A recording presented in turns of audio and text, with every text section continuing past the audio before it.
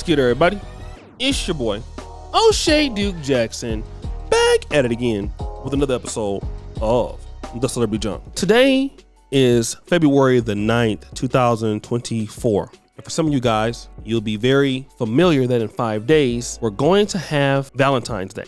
Now, Valentine's Day is a day that is celebrated by men and women, but usually it is really set up for couples or people who wanted to be into relationships. And you know, for every strong-willed, and some of their brothers call this, we have a lot of sisters in the black women that are in the black community are very strong-willed, strong-minded, and strong in terms of they're not going to change for any man. I'm not talking about just the strength that, you know, it takes to overcome some adversity. I'm talking about just dominant.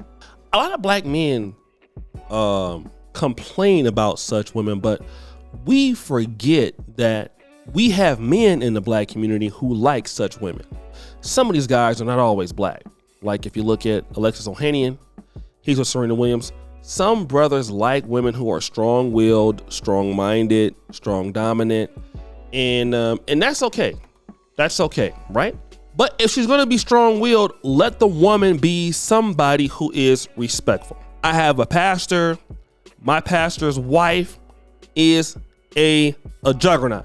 I mean, this lady, like, she's older now, but I mean, in her heyday, I have never seen anything like it. I'm talking about this woman will run through anybody.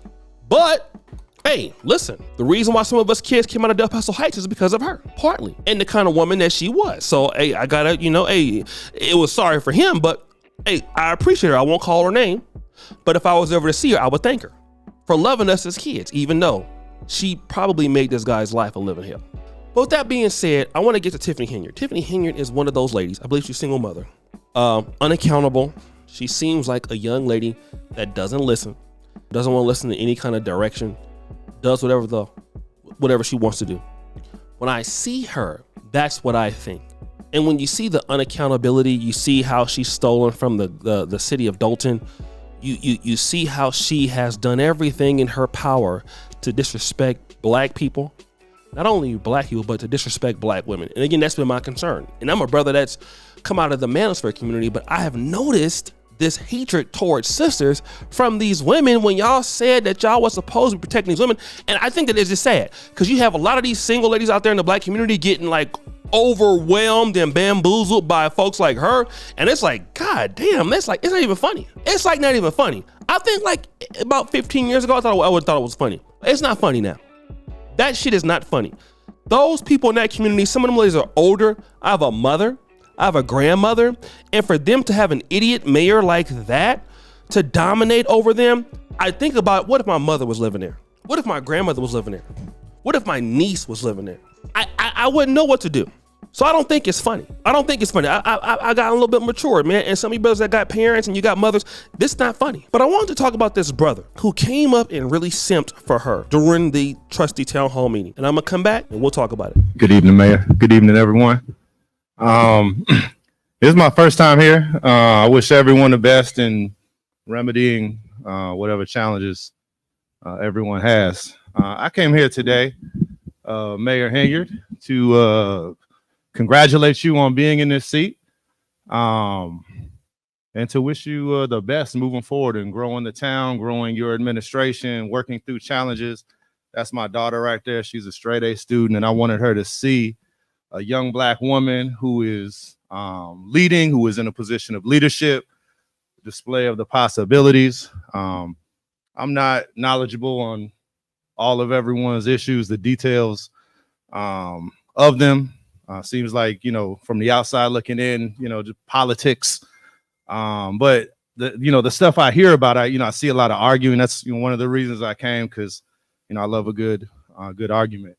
But when public meetings devolve into just arguing, I would encourage all the leaders here to be more savvy than sometimes just arguing. That's what I've seen. But I came and I met Miss Brown. I mean, you guys are, amazing. Thank you for saying hello to my daughter. But I was hoping my daughter could get a picture with you. I wanted to see, a leader. I was looking today, former Mayor Rogers of Dolton. He's got pictures online with some steak dinners with some elected officials. I was just looking it up because these are the things that I see and I hear. But, we got the mayor here. I mean, meeting with the president of the United States. Everyone's seen the picture. I mean, that's a big deal. That is great promotion for this city, for this town. And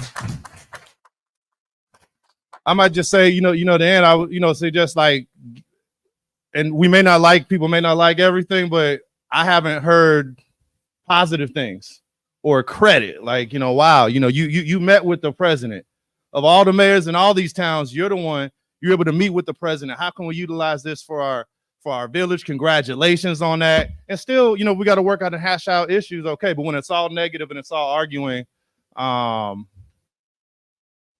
don't think that approach will ever really work. But again, that's from the outside looking in. I just wanted to come and, say blessings to everyone. Thank you.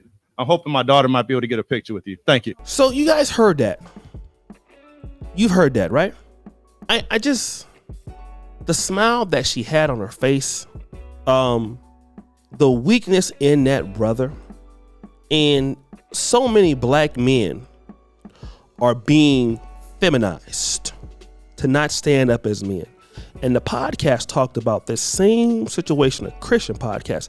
Let me play it and I'm gonna come back. One of the things that I'm noticing, Kevin, is just this increase in black men who are either dressing like women or have this real feminized voice, so to speak. So maybe feministic. So like advocating for black women and abortion, or wanting to just hold this position that's really feminist in nature, but not just feminist, feminized. So to me, this goes beyond, wearing a dress or even being homosexual. This just seems to lean into the idea that many black men, in my personal opinion, have shrunken back in the cultural conversation. And so I'm just looking at where's the strong black male voice? Now, present company not included. Now, let me just say this. There are so many black men out there who have given up on black America. I can see exactly why. A lot of black men have given up for the fact that they don't feel like it's any hope in black America. Discussing what has occurred with the sisters, they get too offended. They don't want any real help. They would rather do things their way. And the only way to really, be in their good graces is to do whatever they want to do. So many black men have said, okay, look, well, that's what you guys want to do. Then we're done. All right, we're done. Fine. Okay. That's one thing. But secondarily,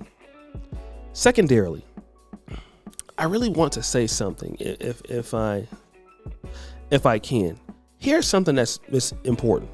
And what is important is clearly this. What is important here is that you have a man who clearly sees there's something wrong with this lady. And because you want cool points, you don't want to stand up for what is right. And you say you have a young daughter that is at a certain age. Do you want your daughter to have a role model like this? And she's sitting up there like smiling and taking it all in and skinning and grinning and all this.